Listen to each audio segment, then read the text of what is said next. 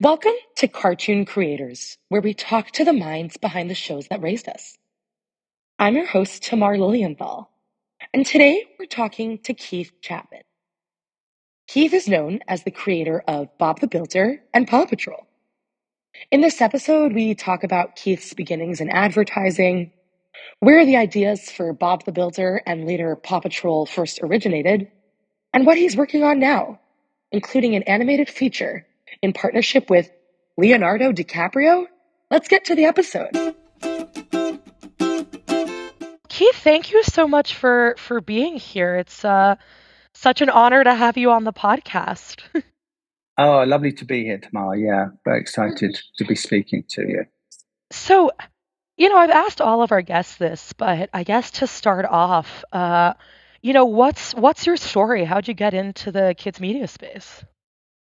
It started back when I left art college, went straight into advertising as an art director, which is all about ideas.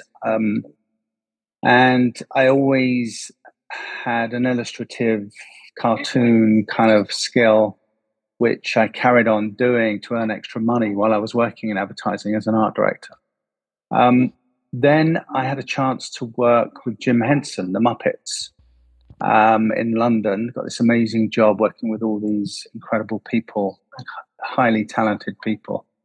Working on Jim Henson's characters, the Muppets, Muppet Babies, Fraggle Rock, all those great shows. And he also had a couple of movies going through, because he had a big creature workshop next door to where we were working in the TV side. So I used to nip next door and see all these amazing people making the monsters and all the characters for the movies, like the Labyrinth or the Dark Crystal. Oh, wow.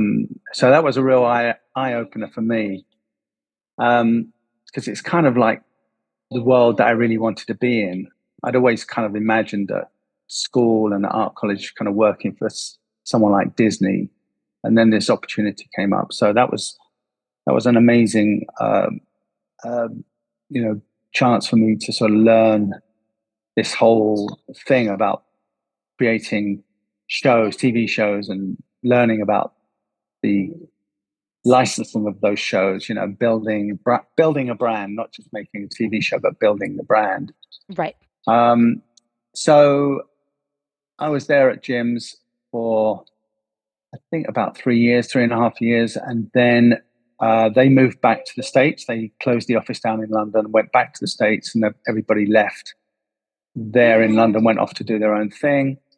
And the main guy there, Peter Orton, who was heading up the sales, he was the CEO. He set up a company called Hit Entertainment. And because I got on really well with him, stayed in touch with him, went back into advertising, but carried on with all my own ideas in the evenings, working on my own TV concepts. So then one day, some years later, I was able to go in and see Peter and present my first TV ideas, and they picked up Bob the Builder. So that was my first show to be picked up, and they did an incredible job on it. It was just wonderful little stop frame show, and that just took off immediately, and became this mega sort of global brand in a very short space of time. Yeah. When you say, it just exploded, really. Suddenly it was number one, got the number one Christmas number one hit. The biggest selling single of the year in the UK in year 2000, which was brilliant. And then it kind of just got bigger and bigger. And I was then able, because I was getting obviously royalties. Part of my deal is when I sell my shows, I sell them into a production company in exchange for obviously royalties. Right, makes sense. But the back end, we call it the back end, profit participation, and that allowed me to sort of jack my job in advertising and take up creating shows full time. Wow. That was the lucky break, really, that I needed, and then I could kind of do it full time. and then I started up my own company on the back of that, Chapman Entertainment, and went in with, hired some people, went in with a couple of co-directors, and built up this really lovely company. And our first show was Fifi and the Flower Tots. That was our next show, Right. or our first show, but my second show. And we managed to get that away, and that became successful. It was a wonderful girls' property, which you can still see on YouTube. DreamWorks Animation own all those brands now. There were a few. There was Fifi and the Flower Tots and Rory the Racing Car. We produced a couple of other shows that came in from other creators, Ra Ra the Noisy Lion and Little Charlie Bear.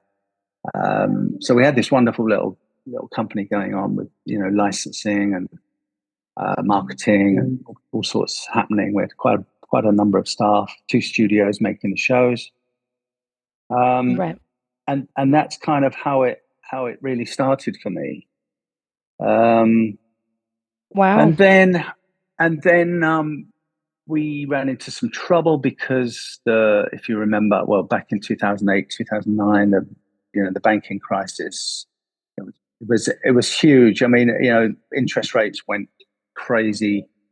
Everybody was going bankrupt.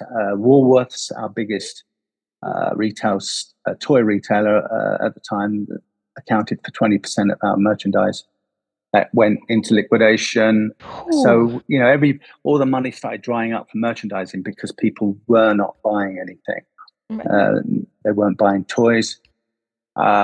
So we struggled to keep our head above water because we have an overdraft, and we were making these very expensive shows. We were halfway through a couple of shows with a $9 million investment for those 2 shows.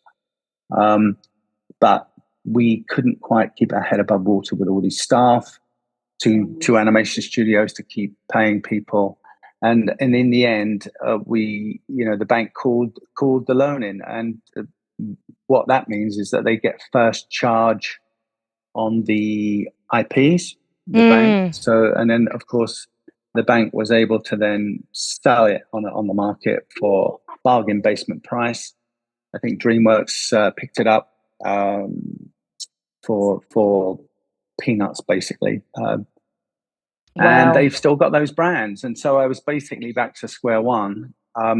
Luckily, I just started work on a brand new show, a new opportunity. It came in as a creative brief from Spin Master Toys in Canada, based in Toronto. And their brief was they were looking for a boys' action adventure show that had emergency vehicles in that needed to have a fire engine, a police car, and whatever, because obviously they're a toy company. Right. And they had this wonderful toy technology that could transform. So you could literally put a toy on top of a box, if you like, and the box would suddenly sprout wheels and extend itself and just shoot across the table as a vehicle. It was amazing. Wow. Technology that they'd developed. So that had to be built into the show. So I pitched for that. It was a pitch situation with lots of other creators around the world. And thankfully they picked up my idea, which obviously became Paw Patrol. Wow. So that was a real lifesaver because that suddenly exploded. It took off 2013 in the States, 2014 in the UK, and the rest of the world started, over the next couple of years.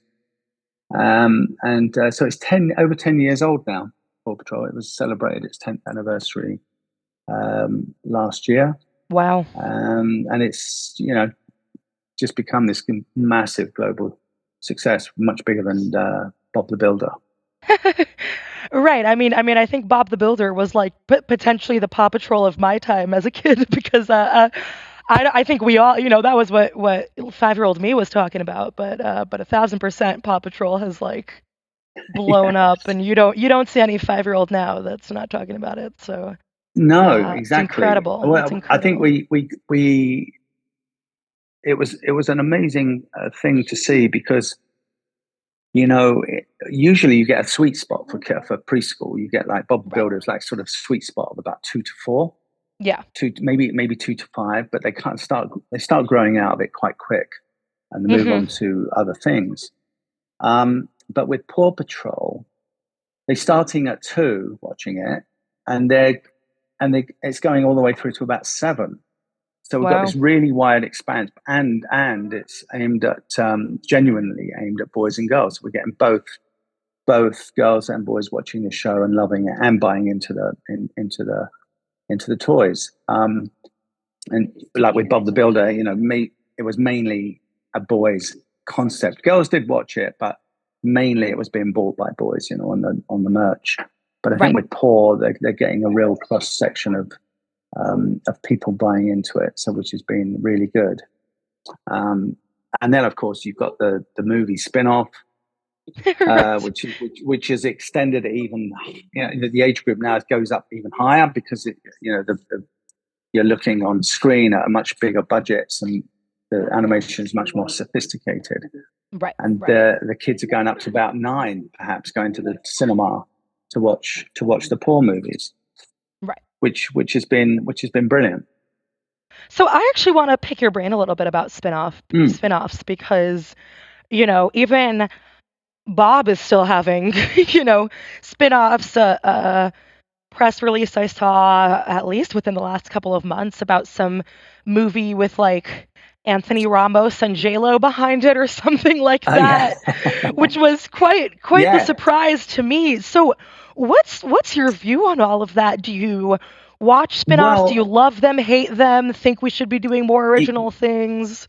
well, it's great because it's like Bob's situation. It's 25 years old this year actually. Wow. Started in April '99 on BBC. So yeah, just celebrate its 25th anniversary. So getting that news that they're going to refresh it with a big movie, put some money behind it, with a big company like Mattel, the biggest toy company in the world, who own the Right. rights to that now because they obviously bought Hit Entertainment out over the past few years, and now have decided that that's a brand that they want to try and refresh, make it relevant to today's kids, and they've got so I understand J Lo's production company handling it, and she's got a couple of sort of Hollywood stars signed up. Right. So for me, that's great because it kind of keeps the brand going, and I've still got obviously my interest in Bob, Sure. which has been, that can happen. That's the good thing about classic brands that can come again, and hopefully that will happen with Paw Patrol down the line. Um, you know, you can imagine, another 10, 15 years that they're gonna keep it going anyway. They're investing heavily in Paw Patrol Right. now. They've got a third movie coming out in 26. They've just signed up on a new series. I mean, it just keeps going. It's kind of at the moment pretty unstoppable, but there will come a time. Obviously, it will flatten off, and like all shows do. But the trick is to keep them fresh. You have to reinvest in those shows Right. to keep them fresh. Introduce new characters, new worlds, new vehicles, and so hopefully, Paul can still be around in 25 years. I'm That'd be sure it will be. awesome. Yeah, no, Yeah, that'd be yeah. incredible. That'd be incredible. And in terms of, I am curious about this as well, kind of with all the shows that you've, um, brought to life. And I spoke to Scott a little bit about this as well, because you were saying that you came from art college, from the art side of things. So, Mm. like, both with Bob and I guess with Paw Patrol as well, and if there were any differences between those two projects, feel free to share those too. But like, what did you have at the point at which you pitched it, at the point at which you sold it? Like, what did you start with, and what was, kind of your starting point for those?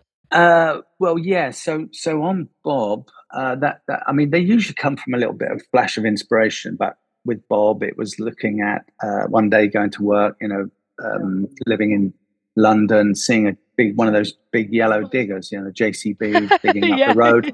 So I got my sketch pad out and just kind of quickly doodled this character with big eyes and a mouth. I thought that would make Wow. a cool character. And then started thinking about it. And then it suddenly hit me that, well, the building industry is probably the biggest in the world. Nobody's done a show about construction. That seemed a bit odd. So I created a range of characters. It could be friends. All the diggers could be like naughty kids, if you like, Yeah. on a building site messing around, and they needed a human father figure to look after them, to sort of bring some bring the common sense to the whole thing. And he then needed Wendy, because I needed obviously I needed to get equal boy girl buy into the show, Right. and some animals, and then you start thinking about the world they live in and populating that world with the characters who are going to be the people that need the jobs doing. And then of course the line, can we fix it? Yes, we can. Is a really good call to action, sort of sums up the show really nicely. Yeah. It's And almost then like it and didn't then first come from Obama's campagin, it came from Bob the Builder. yeah, no, he nicked it actually. He owed us some royalties, I'm sure, but we with all using that on his campaign trail. But I thought I'd better not phone him. I didn't want him sending SWAT SWAT teams in helicopters to my house in London to shut me up. So anyway, Hilarious. I let him have it for nothing. But anyway, I just saw this opportunity. It just seemed a natural fit for a show to have a show. Because kids love diggers; they see diggers every day. They see building sites and cranes and buildings going up. They see their dads painting the lounge or building a patio. So it can be more smaller jobs, domestic jobs, or it could be bigger jobs. Right. So that worked really well for Bob. And with Paw Patrol, it was a different thing. That was actually, as I say, that was a brief, and they were specifically looking for a boys' action adventure show that had to have emergency vehicles in it. So working to a brief was actually a natural for me anyway, because I used to do that in advertising. I'd get the brief. Mm-hmm. I'd have to look for what we call the USP of that product, the unique selling proposition of that product. What is it about that product that people are going to buy into? You're always searching for that in Right. advertising. So I kind of applied a little bit of that to all the shows that I do. I try and find something slightly unique and different and original, or look for something that hasn't actually been done out there, which is hard to do. Obviously, there's thousands of shows out there, and most things have been done. But you can give things a little twist that so you can take something that might have been done before, like let's say a show about cats, or there's lots of shows about cats, but how do you make it different from all the other shows and make Right. it original? Or Right. a show about pirates, or a show about whatever, so you have to look for something original. So yeah, that's a constant creative challenge. Yeah. Definitely, definitely. What do you think? I mean, I guess I'm kind of putting a little on the spot here, but what do you think is a hole that you still see in kids content that you still think needs to be filled? Um, well, I think that there's always something, when you think that everything has been done, then somebody does come up with something, and then becomes a breakout hit. Like recently, we've had Bluey, which Right. is an Australian show, which is hugely successful, and Right. it's wonderful show, looking at sort of family life and sort of role play. It's all about dad role playing with his kids, in their bringing himself down to their level, but it's got a lovely kind of humor about it, and that just took off. So someone's coming at that and changed. There's been shows about dogs before, but they've given it a different twist, and it Right. really works incredibly well. Adults, the trick is as well to try and do something that adults like. Parents, you've got to get the parents on board. Right, You've got to get right, them to love your show, right. because they're going to sit there and watch these shows with their kids. You don't really want them, hating the show and trying to grabbing the remote off the 3-year-old and saying, no, we're not going to watch that, and sticking their show on. Yeah, if you can get something that the kids and parents can watch together, so you try and make them a bit more aspirational than perhaps that have something in there for the adults as well. Right. Right, I always wonder how Caillou became so successful. I loved Caillou as a kid, and was not aware of this at the time, but parents kind of unilaterally hated Caillou, and yet, evidently the kids insisted on it enough that it still became the hit that it did. But yes, I definitely hear what you're saying about making sure the parents buy Yeah, in. yeah. So we're always looking as creators. We're always looking for that something different and Right. an original idea. And I'd still do that to this day. I've got a few things I'm working on right now, which I'm looking at and thinking, oh, why hasn't anybody done that before? And then Mm, so they're the ones you really kind of want to find. yeah, yeah, for sure. And speaking of kind of the things that you're working on now, you have a feature that's been announced, right? Yeah, so that's called Ozzy, OZI. You can Google it and have a look at it. There is a trailer that's made. I'm not sure if that's released yet to the Mm, general public. That's coming out soon.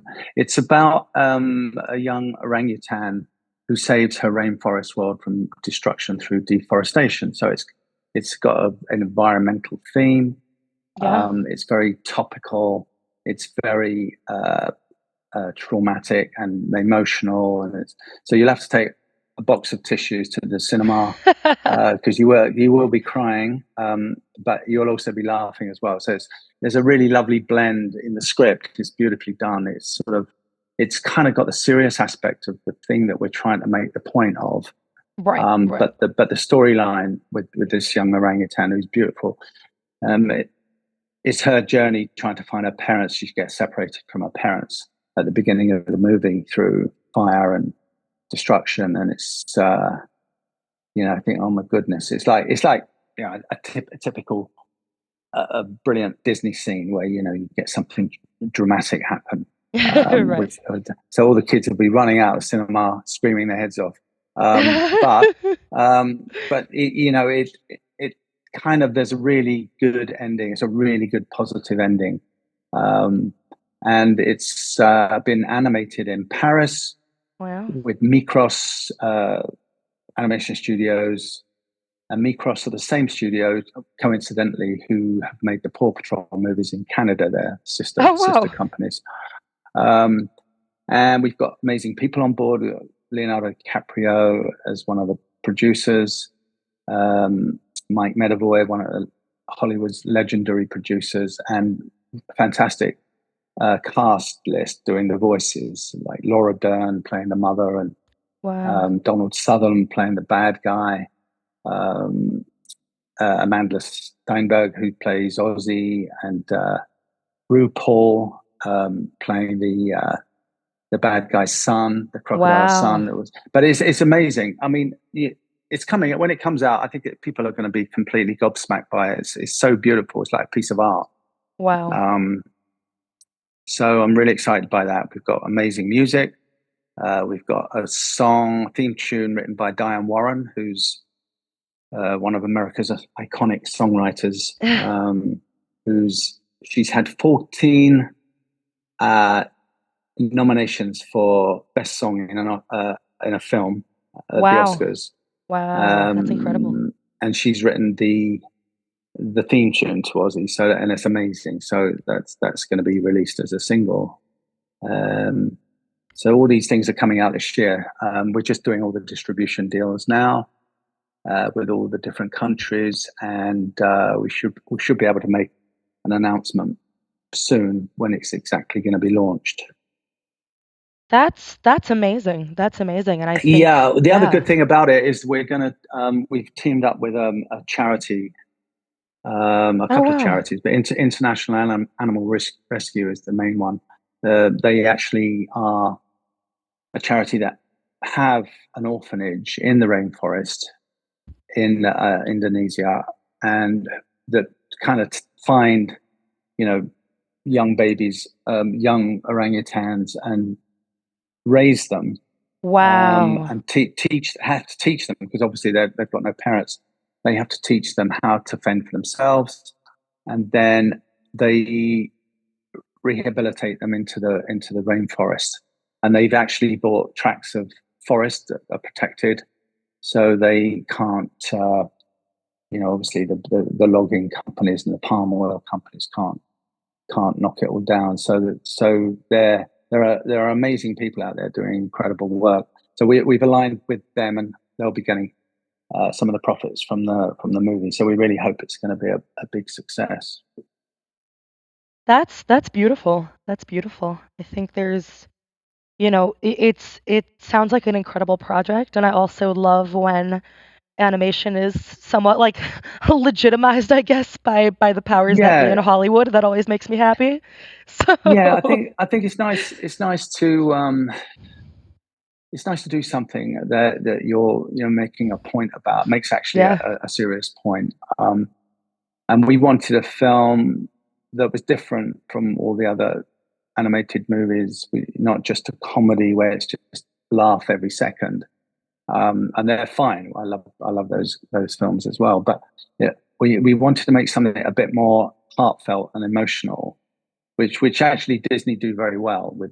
They always have that within their You're films. right. Um, so we wanted to sort of have that throughout the movie, and it was a fine balance. But this the script is incredible, and the performances are amazing. So when that comes out, yeah, you should.